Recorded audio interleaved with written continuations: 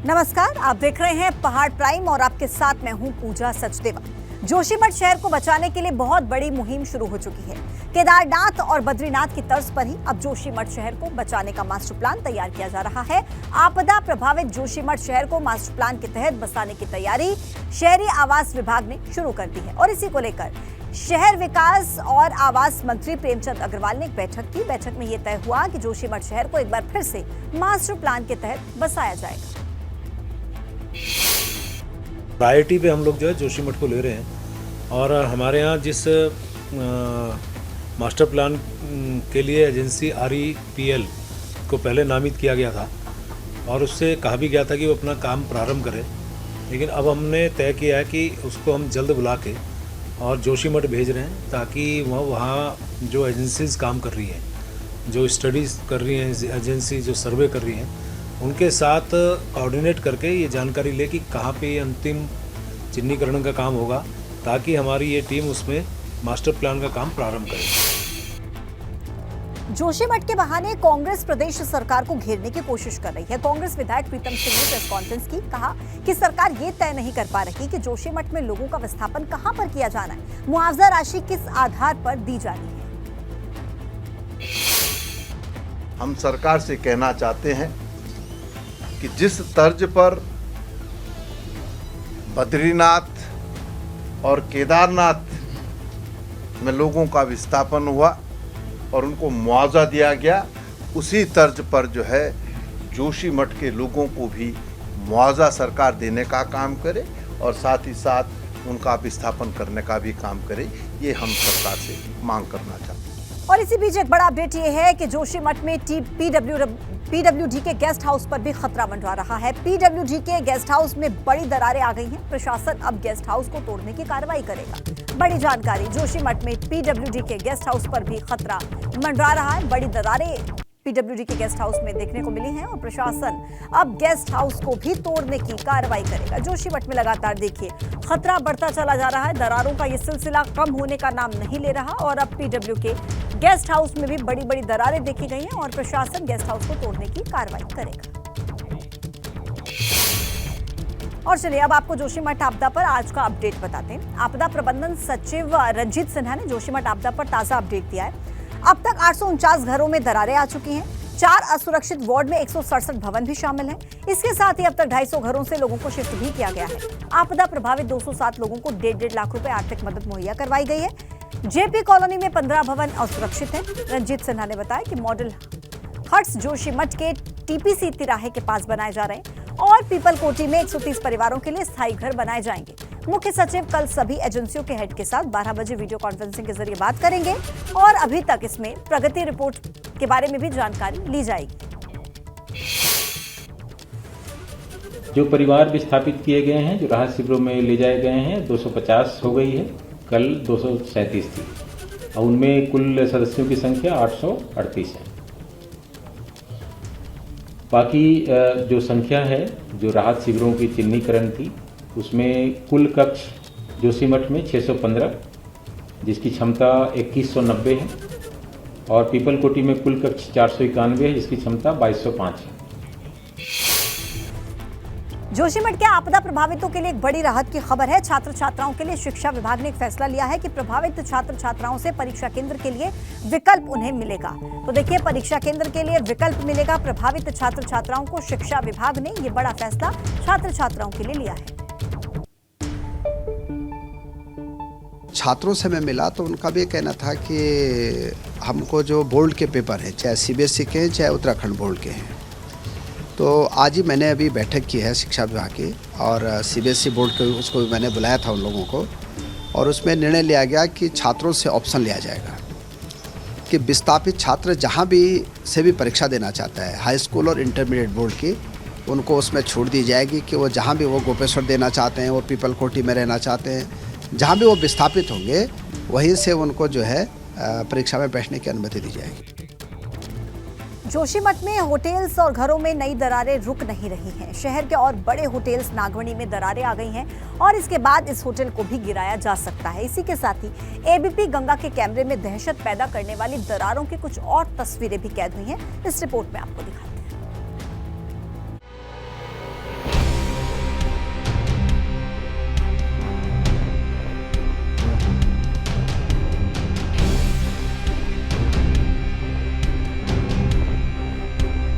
जोशीमठ के नागमणि होटल में पड़ी ये दरारें कुदरत का कहर बयां कर रही हैं। इस होटल की हालत देखिए, यहाँ कितनी बड़ी और चौड़ी दरारें आ गई हैं। जिस तरह के हालात हैं, लगता नहीं है कि ये होटल सही सलामत बच पाएगा। जोशीमठ में लगातार होटल्स में दरार बढ़ती जा रही है और आज एक इस होटल में दरार बढ़ गई। यानी नागमणि ये होम स्टे है, होटल है और आप देख पा रहे हैं कि ये 3 मंजिला ये होटल है और इसमें आज बड़ी दरारें यहाँ पर बढ़ चुकी हैं। आप देख पा रहे हैं कि ये होटल भी पूरी तरीके से ध्वस्त होने की कगार पर है। आप देख पा रहे हैं कि जिला प्रशासन की तरफ से रेड क्रॉस इस बिल्डिंग पर लगाया है। ये आपका होटल है? हाँ जी, ये मेरा होटल है साहब। मैं आर्मी से जो है रिटायरमेंट हूँ। आर्मी से रिटायरमेंट होने के बाद जो है ये मैंने नागमणि होम स्टे के नाम से जो है कि दोबारा नौकरी न करूँ तो अपना थोड़ा रोज़गार यहाँ पर जो है इस लिहाज से किया था। लेकिन आज जो है आपदा आने से जो है आप ये देख लो ये हालत है। दरारें आने से होटल नागमणि पर भी खतरा मंडरा रहा है। इस बात की संभावना बेहद कम है कि इस होटल को गिरने से बचाया जा सकेगा। घरों में अभी भी नई दरारें आने का सिलसिला रुक नहीं रहा है। माउंट व्यू और मलारी होटल के पास घरों में काफी दरारें हैं। जोशीमठ में मलारी इन और माउंट व्यू के ध्वस्तीकरण का कार्य जारी है और इस वक्त ये नज़ारा मलारी इन और माउंट व्यू का है। लेकिन इसी से लगती हुई अगर दूसरी तस्वीर हम आपको दिखाएं कि ये घर भी बिल्कुल पूरी तरीके से जर्जर हालात में है और कभी भी ढह सकता है। आप देख पा रहे हैं कि जो इस घर का पिछला हिस्सा है पूरी तरीके से ध्वस्त हो गया है। इस कंडीशन में ये घर है, ये कभी भी ढह सकता है। बल्लियों के सहारे इस घर को कहीं ना कहीं रोकने का प्रयास किया जा रहा है, लोहे की रॉड से रोकने का प्रयास किया जा रहा है। लेकिन दरार इस घर से लेकर वो आसपास के घरों में इस कदर आई हुई है कि बड़ा खतरा जोशीमठ पर अभी बना हुआ है। लोगों ने अपने घरों को बल्ली और लोहे की रॉड लगाकर रोका है, मगर घरों की हालत ऐसी हो गई है कि कहना मुश्किल है कि ये कब तक सही सलामत बच पाएंगे। विस्थापित तो अभी नहीं हुए, अभी तो ऐसे ही रिश्तेदारों या जान पहचान वालों के यहाँ रहने का हमारा फिलहाल टेम्पररी व्यवस्था हुई है। तो ये जो दरार आपके घर में आई है कब से है और अब तो काफ़ी बढ़ गई हैं दरार? देखिए 2 तारीख के बाद ये दरारें ज़्यादा बढ़ी हैं। 2 तारीख से पहले हमने इसमें बल्लियाँ लगा के इसको सपोर्ट दिया था, लेकिन उसके बाद जब दरारें बढ़ती गई तो फिर बल्लियाँ भी किसी काम की नहीं रही। आपदा प्रभावितों ने अपने घर तो खाली कर दिए हैं, मगर उन्हें अभी भी इसी चमत्कार की उम्मीद है। लोगों को लगता है कि कुदरत का कहर यहीं रुक जाएगा और उनके आशियाने बच जाएंगे। एबीपी गंगा के लिए जोशीमठ से विनोद कुमार के साथ रणजीत रावत की रिपोर्ट।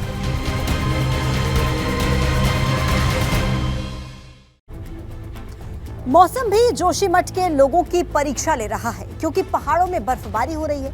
जोशीमठ और रुद्रप्रयाग के ऊंचाई वाले इलाकों में बर्फ गिरी है और इसका असर ये है कि ठंड बढ़ गई है। आपको दिखाते हैं केदारनाथ में बर्फबारी की तस्वीर।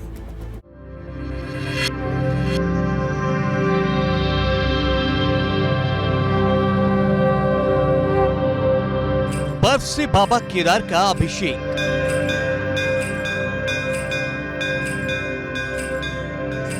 केदार के द्वार बर्फ की बहार।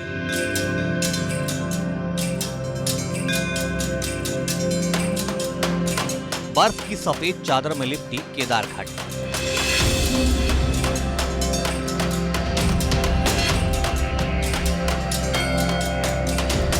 अभी कुछ रोज पहले तक केदार धाम में सब कुछ सामान्य था, मगर मौसम ने ऐसी करवट ली कि हर तरफ बर्फ ही बर्फ नजर आ रही है।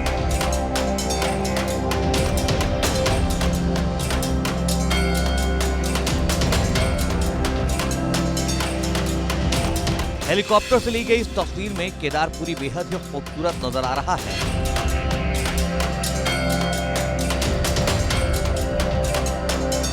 हर तरफ बर्फ ही बर्फ बिछी हुई है। केदारपुरी में बने होटल और दूसरी इमारतों के ऊपर देखिए बर्फ कैसे जम गई है। तस्वीरें ऐसी मानो केदारपुरी के ऊपर किसी ने सफेद लेप लगा दिया हो।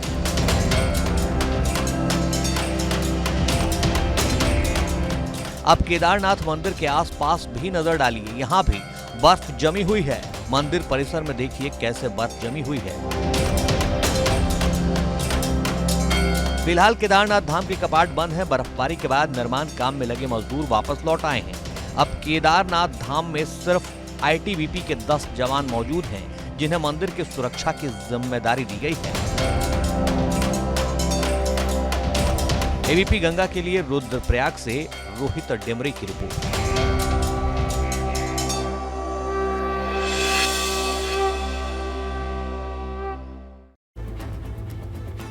जॉलीग्रांट एयरपोर्ट के प्रवेश द्वार के खंभों पर बौद्ध धर्म के श्लोक लिखे जाने पर ज्योतिष पीठ के शंकराचार्य स्वामी अविमुक्तेश्वरानंद सरस्वती ने आपत्ति जाहिर की।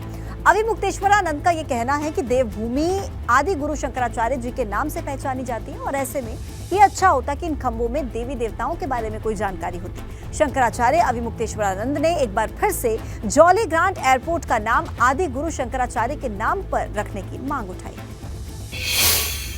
देहरादून का जो एयरपोर्ट है, हम लोगों ने बहुत लंबे समय से ये मांग जारी रखी है कि देहरादून का जो एयरपोर्ट है वो भगवान शंकराचार्य जी के नाम पर रखा जाए, आदि शंकराचार्य एयरपोर्ट। इसलिए रखा जाए कि आदि शंकराचार्य का जन्म भले कालड़ी में हुआ, लेकिन उन्होंने अपना शरीर यहीं पर स्थायी रूप से रखा है। खंभे में अगर बौद्धों का मंत्र रहे, हमें कोई आपत्ति नहीं है, खुशी होगी। लेकिन बाकी में जो उत्तराखंड के प्रतीक हैं, यहाँ के देवता, उन देवताओं का उल्लेख अगर किया जाए, हमारे कुमाऊं मंडल के कुछ मंदिरों का उल्लेख किया जाए, गढ़वाल मंडल के उल्लेख किया जाए, क्यों नहीं अच्छा लगेगा? सबको अच्छा लगेगा। प्रदेश में हुई भर्ती में गड़बड़ी को लेकर कांग्रेस प्रदेश भर में प्रदर्शन कर रही है और इसी को लेकर देहरादून में कांग्रेस के कार्यकर्ता गांधी पार्क के बाहर धरना दे रहे हैं। पूर्व सीएम हरीश रावत गांधी पार्क के बाहर मौन उपवास पर बैठे। पटवारी की भर्ती परीक्षा का पेपर लीक होने का मामला हरीश रावत ने सिस्टम पर सवाल उठाते हुए उठाया और हरीश रावत ने यह भी कहा कि सरकार को इस मामले को गंभीरता से लेना चाहिए। पहलू केवल सामने आया है और छोटा पहलू सामने आया है, इसमें कुछ बड़ी गड़बड़े हैं और एक गड़बड़ मुझको ये भी लगती है कि यहाँ के लड़के लड़कियों की हक तलबी का भी प्रयास हो रहा है। ये वही प्रयास है जिसके तहत आरक्षण को समाप्त किया गया था और अब सिस्टम को इस तरीके से उलझाया जा रहा है ताकि उत्तराखंड के महिलाओं को भी आरक्षण न मिल सके। और ये जिस व्यक्ति को गोपन विभाग के जो भी हैं सेक्शन ऑफिसर, वो मुझे अकेले नहीं लगते। पटवारी भर्ती में हुई गड़बड़ी को लेकर देहरादून में हरीश रावत ने धरना दिया तो वहीं दूसरी तरफ हल्द्वानी में नेता प्रतिपक्ष यशपाल आर्य धरने पर रहे। हल्द्वानी के बुद्ध पार्क में सैकड़ों की संख्या में कांग्रेस के कार्यकर्ता इकट्ठा हुए, सरकार के खिलाफ धरना दिया। दो तस्वीरें आपके टीवी स्क्रीन पर देहरादून और हल्द्वानी से, जहां पर देखिए धरना प्रदर्शन एक तरफ तो पूर्व मुख्यमंत्री हरीश रावत की तरफ से और दूसरी तरफ जो धरना है वो यशपाल आर्य की तरफ से दिया गया। कोटद्वार में एक लड़की 5 दिन से लापता है, मगर राजस्व पुलिस उसका कोई सुराग नहीं लगा पाई। ये बताया जा रहा है कि लड़की अपने भाई के साथ घर से निकली थी और इसी बीच लड़की किसी काम से बैंक गई, मगर उसके बाद से ही उसका कोई पता नहीं है। मामले की शिकायत राजस्व पुलिस से की गई। इसके संबंध में गुमशुदगी इसमें दर्ज की जा चुकी है। सेक्शन आईपीसी 365 में दर्ज भी हुआ है और मामले में इसको पुलिस के हस्तांतरण के भेजा भी गया है। इसमें राजस्व पुलिस की ओर से भी जांच की जा रही है। मैंने खुद भी संज्ञान में ले लिया है और इसको हम त्वरित कार्रवाई करते हैं। ब्रेक के बाद स्वागत है आपका, दिखाते हैं आपको उत्तराखंड टॉप 10। कोटद्वार में करंट लगने से महिला की मौत। जंगल में घास काटते समय महिला को लगा करंट। परिजनों का आरोप, समय पर नहीं पहुंची एम्बुलेंस।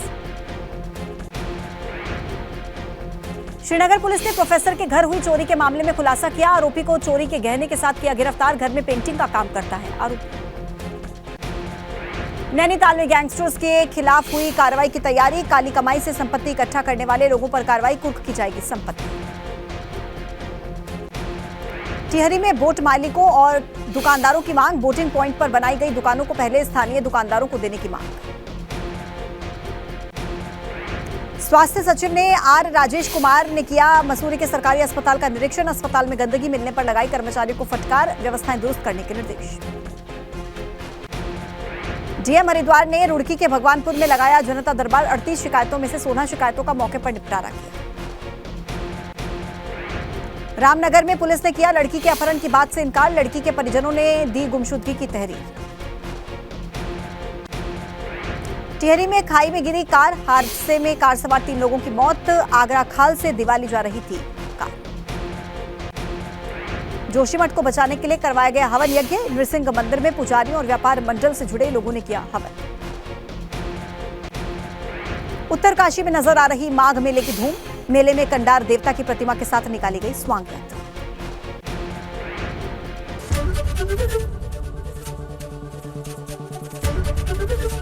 एबीपी गंगा, खबर आपकी, जुबान आपकी।